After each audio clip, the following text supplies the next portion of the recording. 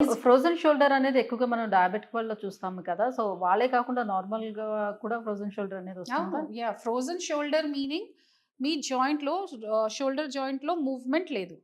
That is frozen shoulder. Okay.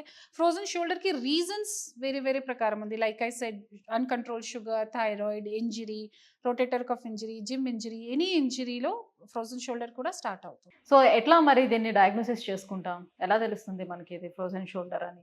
First of all is symptoms. పేషెంట్‌కి symptoms ఏంటి? Lifting the hand. Okay. తర్వాత most commonly combing your hair, button పెట్టినప్పుడు or ఫీమేల్స్‌లో when they go and put the clothes on the wire ఆ టైంలో, తర్వాత స్నానం చేసినప్పుడు ఇబ్బంది ఉంటే these are the common things. Secondly రాత్రి విపరీతం నొప్పి ఉంటుంది స్లీపింగ్ టైంలో ఇంపింజ్‌మెంట్ వల్ల. అండ్ స్మాల్ స్మాల్ యాక్టివిటీస్ కూడా రిస్ట్రిక్ట్ అవుతుంది. కుకింగ్ ఎక్కువ చేసినప్పుడు ఇబ్బంది అవుతుంది.